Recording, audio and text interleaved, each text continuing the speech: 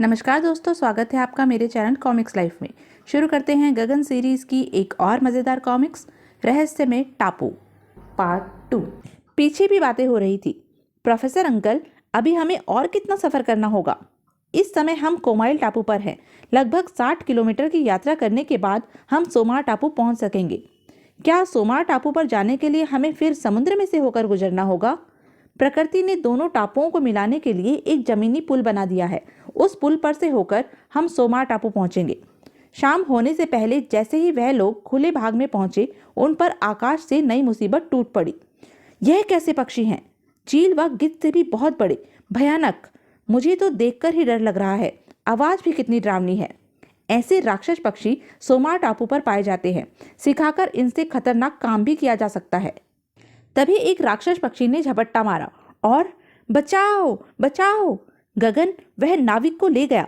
अब तो यह पक्षी हमारे लिए खतरनाक है। मैं अभी यह खतरा मिटा देता हूँ। सबको भून कर रख दूंगा। शाबाश गगन! गगन ने अपने एरोगन से पक्षियों की तबाही शुरू कर दी। तभी एक पक्षी रोजीना पर झपटा। आई फायर! तभी एक पक्षी रजनी पर झपटा। रजनी ने खुद को नीचे गिरा लिया। पक्षी उसके ऊपर से उड़ता हुआ निकल गया, लेकिन दूसरे पक्षी ने रोजीना को दबोच लिया। बचाओ बचाओ! गगन, उसे बचाओ! मैं रोजीना के साथ साथ दूसरे लोगों को भी बचाने की कोशिश करता हूँ। जल्दी करो, वरना यह राक्षस पक्षी हमारे साथियों को अपने साथ ले जाएंगे। गगन ने हरे नग वाली अंगूठी का बटन जैसे ही दबाया, वह ऊपर उठने लगा। पीछा करता हुआ गगन उस पक्षी के काफी करीब पहुंच गया जिसकी चोंच में रोजीना बेहोश थी, और फिर गगन पक्षी की पीठ पर सवार हो गया। तुझे मैं जिंदा नहीं छोड़ूंगा। छोड़ दे रोजीना को। पक्षी का दम घुटते ही उसकी चोंच खुल गई। रोजीना धरती पर पहुंच गई तो बचेगी नहीं। लंबी डाई मारकर उसे बचाना होगा। और वह हवा में लंबी डाई लगाकर रोजीना के नीचे पहुंच गया। रोजीना को तो बचा लिया, लेकिन अपने लोगों के बीच। लेकिन अंकल, मैं बाकी लोगों को नहीं बचा सका। वह पक्षी 15 नाविक व 3 छात्रों को उठा ले गए हैं। उनका तो अब भगवान ही मालिक है। किसी ने भी हिम्मत नहीं हारी। रात उन्होंने वहीं व्यतीत की। सवेरे फिर वे लोग सोमार टापू के लिए रवाना हो गए। प्रोफेसर अंकल, आप कराहने की आवाज़ सुन रहे हैं? हाँ, लगता है कोई जख्मी है। तुम लोग यहीं रहो, मैं व ताहिरा उसे देख कर आते हैं। थोड़ी दूर पर उन्हें एक युवक जमीन पर पड़ा दिखाई दिया। ताहिरा, यह तो छात्र दल का नेता मोहन है। तब तो इससे हमें काफ़ी जानकारी मिल सकती है। और उधर मेजर श्याम अपने कार्य में लगे थे। उन्होंने मिस्टर सी के चेहरे का हूबहू मेकअप अपने चेहरे पर कर लिया था। अब तुम्हारे रूप में मैं मुख्य अपराधी तक पहुंचूंगा और तुम्हें समुद्र में फेंक दूं। मेजर श्याम अभी थोड़े ही दूर गए थे कि मिस्टर सी, तुम यहाँ क्या कर रहे हो? मिस्टर जेड ने तुम्हें बुलाने भेजा है। मिस्टर बी, बॉस के आदेशानुसार हमें तुरंत अड्डे पर पहुंचना है। मेजर श्याम समझ गए थे कि कालचक्र ही मिस्टर बी है। ठीक है, चलो पनडुब्बी में। मिस्टर जेड, बॉस ने इसी समय यहाँ से चलने का कोई कारण तो बताया होगा? नहीं, लेकिन तुम्हें मेजर श्याम के बारे में कोई जानकारी मिली? सिर्फ इतनी कि वह समुद्र में गया था, फिर वापस नहीं लौटा। सबका विचार है वह डूबकर मर गया होगा। ठीक है, अब तुम कालचक्र की पोशाक उतार दो। इसकी अब कोई ज़रूरत नहीं। मिस्टर बी ने कालचक्र वाली पोशाक व चेहरे पर बना मास्क उतार दिया। अब वह एक विदेशी नजर आ रहा था। बहुत बड़ा बोझ था। अब खुद को हल्का महसूस कर रहा हूँ। तो यह था कालचक्र का रहस्य। और उधर, प्रोफेसर साहब, आप यहाँ? हाँ बेटे, लेकिन तुम्हारी ऐसी हालत कैसे हो गई? शायद आपको बताने के लिए जिंदा हूँ। कालचक्र ने हमारे जहाज को डुबो दिया था। मैं लाइफ बोट द्वारा किसी तरह किनारे पहुँच गया था। फिर मैं समुद्र के किनारे किनारे चलने लगा, इस उम्मीद से शायद कोई दूसरा जहाज दिखाई दे। लेकिन मेरी किस्मत खराब थी। मुझे कोई जहाज दिखाई नहीं दिया। विश्राम करने के लिए मैं एक जगह सो गया। वहाँ एक सियार ने मुझे मरा समझकर मेरे पाँव का मांस नोच खाया। लंगड़ाता हुआ मैं जंगल में भटकता रहा। पहले जख्म में जहर फैला, फिर सारे जिस्म में फैल गया और मैं यहाँ आकर गिर पड़ा। तुम ठीक हो जाओगे मोहन, और हमारे साथ सोमार टापू चलोगे? नहीं, वहाँ जाने का विचार छोड़ दीजिए। वहाँ जाने वाला कोई भी जीवित नहीं बचता। मैं भी मर रहा हूँ। आह! अंकल, यह तो मर गया। हाँ, लेकिन हम अपना सफ़र जारी रखेंगे, चाहे हमारे ऊपर कितनी भी मुसीबतें क्यों ना आए। मोहन की चिता में खुद प्रोफेसर ने आग लगाई थी। अंकल, आप बहुत दुखी नजर आ रहे हैं। दुख की तो बात ही है बेटे, कोई छात्र जीवित नहीं बचा। अपने दोस्त आफ्ताब अहमद व मेजर श्याम को भी खो दिया। जहाज नष्ट हो गया। कैप्टन व कितने ही नाविक मारे गए। तो क्यों ना वापस चलें? नहीं, जब तक हमारे जिस्म में खून की अंतिम बूंद है हम सफर जारी रखेंगे। शाबाश बेटे। तभी सब चौंक उठे। जंगल की तरफ से एकाएक शोर उभरा था। यह शोर कैसा है? जंगली हो सकते हैं। जंगल की तरफ से जंगली आते दिखाई दिए। प्रोफेसर अंकल, मुकाबला करना होगा, वरना हमारे लिए खतरा उत्पन्न हो जाएगा। हमारी संख्या उनसे कम है और हमारे पास लड़ने के लिए ज़्यादा हथियार नहीं है। मुकाबले में हम सब अपनी जान से हाथ धो बैठेंगे। फिर क्या करना चाहिए? आत्मसमर्पण। अभी तो हम इसी तरह अपनी जान बचा सकते हैं। मोर पंख वाला उनका नेता था। कौन हो तुम लोग? दोस्त। यहाँ क्यों आए हो? हम सोमार टापू जा रहे हैं। वहाँ राक्षसों का वास है। तुम लोग भी अवश्य राक्षसों के साथी हो। वहाँ हमारा कोई दोस्त नहीं। चलो हमारे साथ, सरदार ही तुम लोगों का फैसला करेगा। वह जंगली उन्हें जंगल के अंदर सरदार के पास ले गए। सरदार, हम आपके दोस्त हैं। जी हाँ, हम शराफत के साथ यह जंगल पार करके सोमार टापू जा रहे हैं। तब तुम लोग भी सोमार टापू के राक्षसों के साथी हो, जो हमारी औरतों व हमारे साथियों को ले जाते हैं। लेकिन हम तो उनके दुश्मन हैं और उन्हें खत्म करने जा रहे हैं। हम तुम्हारी बातों में आने वाले नहीं। आज तुम लोगों को खत्म करके हम अपना बदला पूरा करेंगे। खत्म कर दो इन्हें। गगन, कुछ करना होगा, वरना मारे जाएंगे।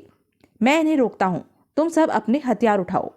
गगन ने लाल लंग वाली अंगूठी से विनाशकारी किरणों का हमला किया। अब यह जंगली हमें नहीं मार सकेंगे। किरणों के हमले से जंगली आग के शोलों में बदलने लगे। सबने अपने हथियार झपट कर उठा लिए और धाएं धाएं धाएं फायर करते हुए भागो। रुकना खतरनाक है। यात्री दल फायर करते हुए भाग निकलता है। कोई भी हमारे पीछे नहीं आ रहा। हमारा पीछा करने की अब उनमें हिम्मत नहीं। उनके बहुत लोग मारे गए हैं। जंगल पार करते ही उन्हें अनोखा दृश्य दिखाई दिया। यह तो प्रकृति का चमत्कार है। प्रकृति महान है, इसलिए सब प्रकृति के आगे सिर झुकाते हैं। इस रास्ते को पार करते ही हम सोमार टापू पहुंच जाएंगे। उधर पनडुब्बी के अंदर। हम सोमार टापू पहुंच गए हैं। कृपया नीचे उतरिए। सब पनडुब्बी से उतरकर टापू पर आ गए। मेजर श्याम मिस्टर सी के रूप में थे। चलो, बॉस हमारा इंतजार कर रहा होगा। आगे जाने पर लकड़ी व मिट्टी के बने हुए मकान दिखाई दिए। वर्दी पहने दो व्यक्ति बाहर खड़े थे। अपराधियों ने यहाँ पूरी बस्ती बसा रखी है। एक तरफ मेजर को कुछ मशीनें दिखाई दी, जिससे जमीन खोदी जा रही थी। यूरेनियम निकालने की मशीनें। इसका मतलब है यहाँ बहुत बड़ा अपराधी दल काम कर रहा है। जेड व सी बड़े मकान में प्रविष्ट हो गए। यह तो टोमागो है, भयंकर अपराधी। जेड, यहाँ तक आने में जासूसों ने कोई रुकावट तो पेश नहीं की? नहीं महामहिम, लेकिन आपने हमें एकाएक यहाँ क्यों बुलाया है? हमें सूचना मिली थी कि एक भारतीय फौजी पनडुब्बी इसी तरफ आ रही है। शायद उसे हमारी पनडुब्बी की तलाश है। उस पनडुब्बी की सूचना मैंने ही दी थी। मेरी सूचना पर ही भारतीय फौजी पनडुब्बी सोमार टापू के लिए रवाना हुई होगी। खैर, मेजर श्याम का पता लगा? वह समुद्र में डूबकर मर चुके हैं। हरामजादो, मैं जिंदा हूँ और अब तुम लोगों की मौत बनूंगा। वह इतनी आसानी से मरने वाला नहीं। इसके अलावा गगन व ताहिरा का भी खतरा है। जाओ, सारे साथियों को सतर्क कर दो। बाकी बातें फिर होंगी। जो आज्ञा महामहिम। टोमागो के बारे में जानने के लिए देखिए मौत का तमाशा। लिंक डिस्क्रिप्शन बॉक्स में दिया गया है। महामहिम, क्या प्रोफेसर किशन लाल की पार्टी सोमार पहुंच गई? नहीं, राक्षस पक्षियों द्वारा हमने उन्हें उठवा मंगवाया था, लेकिन सफल नहीं हो सके। पक्षी कुछ नाविक ही उठाकर लाए हैं। हमारे 20 पक्षी मारे गए। रास्ते में जंगलियों का कबीला है, वह उन्हें जिंदा नहीं छोड़ेंगे। गगन, ताहिरा सहित सब मारे जाएंगे। यानी वे लोग यहाँ तक नहीं पहुँच सकते। अगर पहुँच भी गए तो हमारी कैद में सड़ेंगे। अब तुम भी जाओ। दूसरे दिन टोमागो ने जेड व सी को बुलाया। क्या आज्ञा है महामहिम? हमें मालूम हुआ है प्रोफेसर किशन का दल जंगलियों से बचकर सोमार टापू की तरफ आ रहा है। जैसे ही वह लोग प्राकृतिक मार्ग पार करें, उन्हें गैस द्वारा बेहोश करके यहाँ ले आया जाए। जो आज्ञा। 4 गैस सिलेंडर 4 कोनों में 4 चट्टानों के पीछे रख दिए गए थे। यात्री दल आ रहा है। जैसे ही वह हमारे घेरे में आए, गैस पंप शुरू कर देना। अब छिप जाओ। और आखिरकार यात्री दल सोमार टापू पर पहुंच ही गया। तो लीजिए, हम सोमार टापू की धरती पर पहुंच गए, जहां खाने वाली कोई वनस्पति पैदा नहीं होती।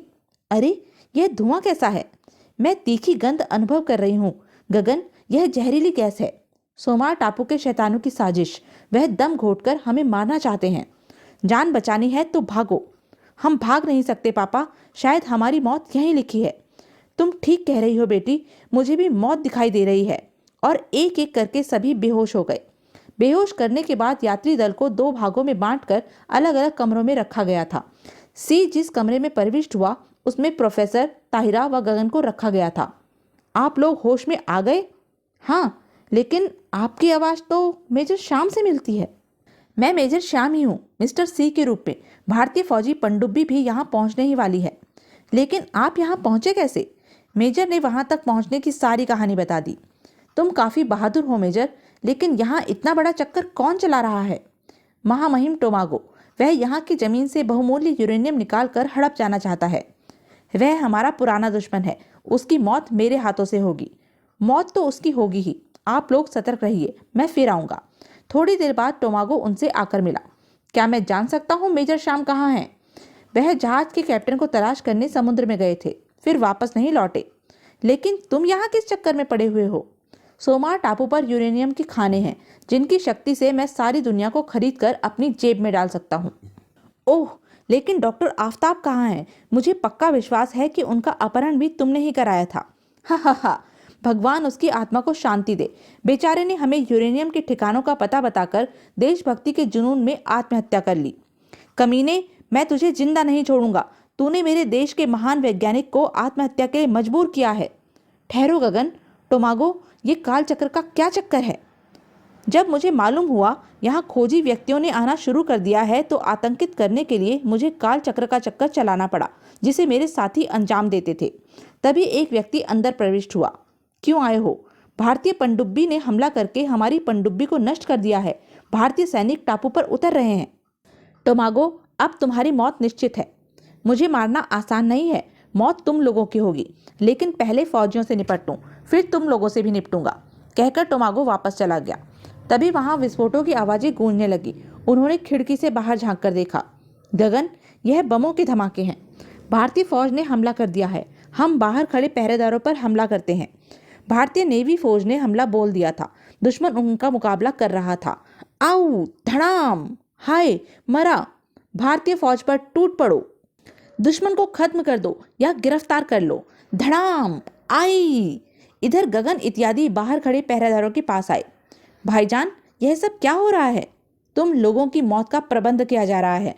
प्रबंध तो हम करेंगे, तुम दोनों की मौत का। मौत इसे कहते हैं। आई! तभी मेजर श्याम अपने असली रूप में प्रकट हुए। आपका मेकअप? उसकी अब कोई ज़रूरत नहीं थी, क्योंकि भारतीय फौज ने टोमागो पर हमला बोल दिया है। हमारे बाकी साथी कहाँ हैं? मैंने उन्हें स्वतंत्र करके कहा है, पीछे से हमला करो। हम भी पीछे से हमला करके दुश्मन को दोहरी मार देंगे। मैं दुश्मन पर आसमान से हमला करूंगा। इस तिहरी मार के बाद दुश्मन अवश्य परास्त हो जाएगा। फिर यात्री दल ने पीछे से दुश्मन पर हमला बोल दिया। दो बदमाश तो हमें मारने ही हैं। चिंता मत करो, हम 2 से ज़्यादा मारेंगे। आज अपने साथियों की मौत का बदला लेंगे। और गगन आकाश में, मेरा हमला सबसे जबरदस्त होगा। दुश्मन भागेगा या मरेगा। थोड़ी देर बाद ही टोमागो के साथियों पर विजय पा ली गई। दुश्मन परास्त हो गया है। 30 मारे गए हैं और 20 को गिरफ्तार कर लिया गया है। टोमागो का क्या हुआ कमांडर? टोमागो की लाश नहीं मिली। हो सकता है उसने हार की शर्म से बचने के लिए समुद्र में कूदकर आत्महत्या कर ली है।